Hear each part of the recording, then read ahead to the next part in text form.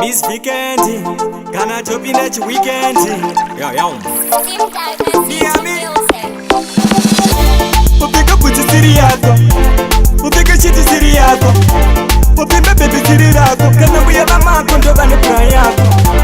Watika to siri yako, wachamba songi siri yako, wakire puti siri yako, Johnny na Jondo bane kuparako. Yo, kiberi timu yako, ukandivenga ameno shako. Iwe, mute chino chango, kanda lako simsoro rako. Usendiposi chamba chako, andichire ndiro yako, andisi yama yako.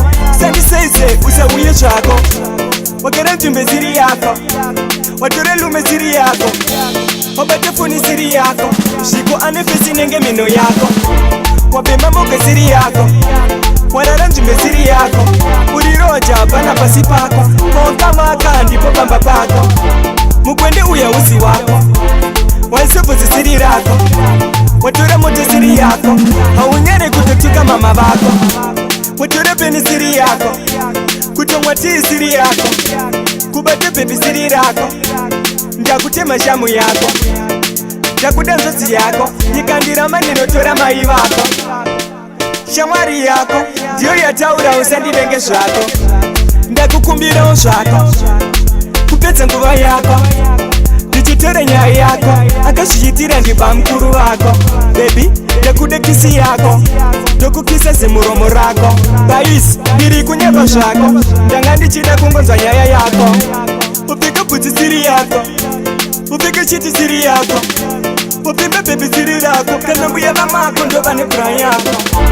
Watika to siri yako, wachamba songi siri yako, wakire puti siri yako, Johnny na Jondo bane kuparako. Yo, kiberi timu yako, ukandivenga ameno shako. Iwe, mute chino chango, kanda lako simsoro rako. Usendiposi chamba chako, andichire ndiro yako, andisi yama yako. Sandi seize usawiye chako, wakere mjumbe siri yako, watore lume siri yako, wabatefuni siri yako, shiko anefesi nenge mino yako, wapemba mboke siri yako, warara mjumbe siri yako, uriroja bana pasi pako, kama kandi popamba pako, mukwende uya usi wako, wansefuzi siri yako, watore moto siri yako, haunyere kutotuka mama bako, watore peni siri yako, kutongwa tii siri yako, kubate pepi siri yako, ndakutema shamu yako, ndakudanzo si yako, nikandira maneno tora mai wako. Shamwari yako, ndiyo ya taura usandi benge shako, ndakukumbira oshako, kupetsa nguva yako, ndichitore nyaya yako, akashitira ndiba mkuru wako. Baby, ndakude kisi yako, ndokukisa semuromo rako.